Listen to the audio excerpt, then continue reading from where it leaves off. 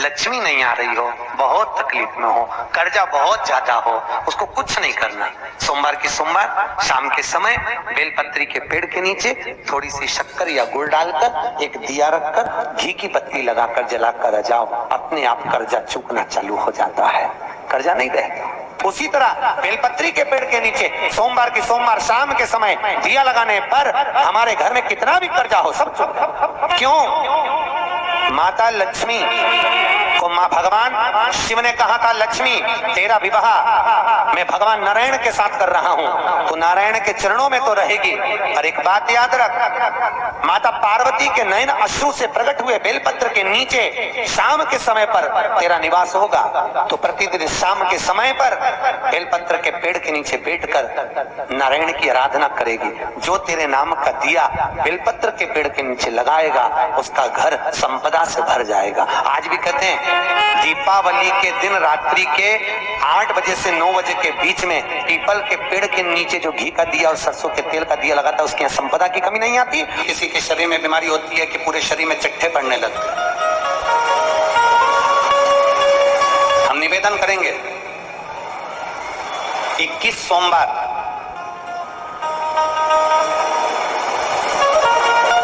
5 बेलपत्र कमल बनाइए। बेलपत्र कमल बनाना हमने पहले भी आप लोगों को कथा में सिखाया। 5 बेलपत्र लेना है, उसका कमल दल बनाना। कमल दल बनाने का एक जो बेलपत्र लेते जाते हैं उस बेलपत्र को हम डंडी से जोड़ते हुए चलते रहते हैं, मतलब उसको कमल की तरह उसकी पंखड़ियों को गोल घुमाकर बेलपत्र को हम 5 बेलपत्र को जमा लेते हैं। जिसके शरीर में चट्टे पड़ रहे हो, व्हाइट स्पॉट पूरे शरीर के अंदर आ गया हो, या सोराइसिस जैसी बीमारी हो रही हो, या चमड़ी का कोई रोग हो गया हो, 21 सोमवार या 11 सोमवार प्रति सोमवार करिए। कमल दल बनाइए 5 बेलपत्र का, शंकर भगवान पे चढ़ाने से पहले अशोक सुंदरी वाली जगह पर उसका स्पर्श कराइए और भगवान शिव पर उसको चढ़ा दीजिए। 1 लोटा जल लेकर जाइए, साथ में खाली पात्र लेकर जाइए, खाली कटोरा। उस पात्र को जहां से शिव जी का जल गिरता है वहां उस पात्र को लगा लीजिए, शंकर जी पे धीरे धीरे कर वो जल पूरा समर्पित कर दीजिए।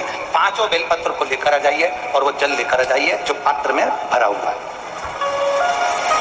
5 बेलपत्र एक ही दिन में सुबह से लेकर शाम तक के बीच में 5 बार उस बेलपत्र को खाना है और जल को 5 बार में पीना है।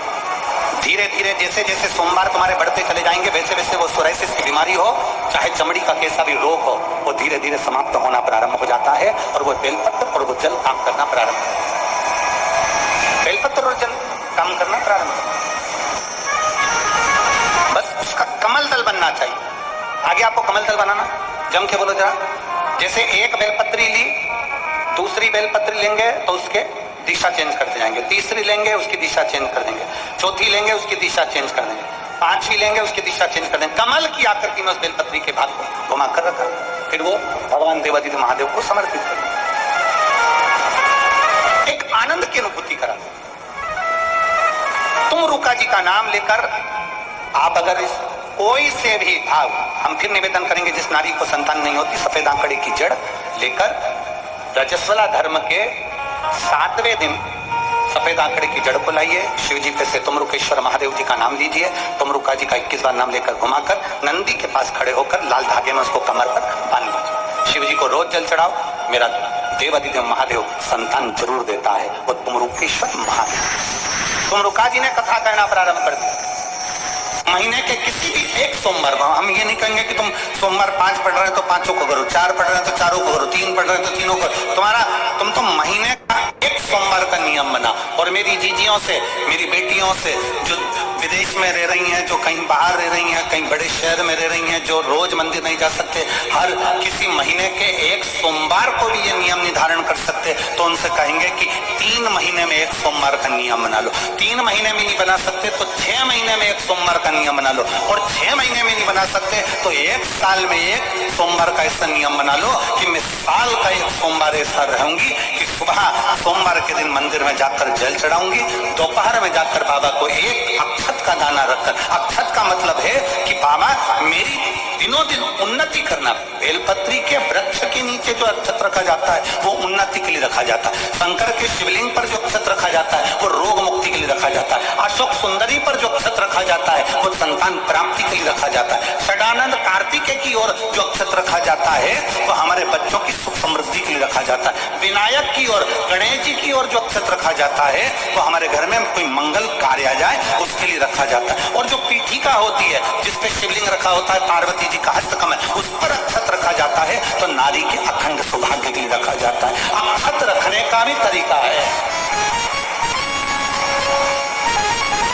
एक चावल का दाना कहाँ रखा जाता है, क्यों रखा जाता है, कैसे रखा। अब कई लोग कहते हैं गुरुजी ये शिव महापुराण में आप ये नियम बताते हो, तरीका बताते हो। हम तो उनसे कहेंगे डॉक्टर के पास जाओगे तो डॉक्टर भी गोली लिखकर ये नहीं कह देगा कि ये सारी गोली एक साथ खा जा।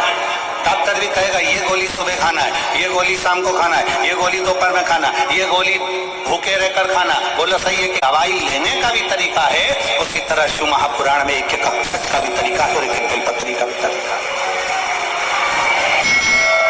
अब मान लो कई लोग कहते हैं गुरुजी आप ये तरीका बताते हो शिव पुराण के माध्यम से, कई लोगों के मन में संशय जागता है। तो अगर हम एक साथ चावल चढ़ा दे तो उसका क्या तरीका है। तो हमारा निवेदन है डॉक्टर जो दवाई दे एक ही बार में निपटा जाए, एक ही बार में खा ले।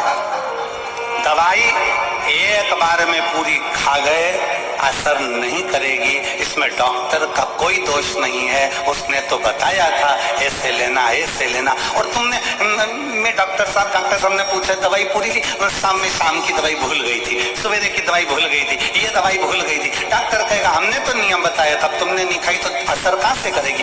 तुम असर कब करती है जब हम पूजन के तरीके को जान जाए, जब हम अर्चना के तरीके को जाए। आप साल भर का एक सोमवार निकाल लो, 6 महीने का एक सोमवार निकाल लो, 3 महीने का एक सोमवार निकाल लो, महीने का एक सोमवार निकाल लो, अपने से दिल में बन जाए तो एक सोमवार ऐसा निकालो जिसके 3 नियम धारण हो। पहला, उसी सोमवार जिसको कर रहे हो उस दिन सुबह जल चढ़ाना।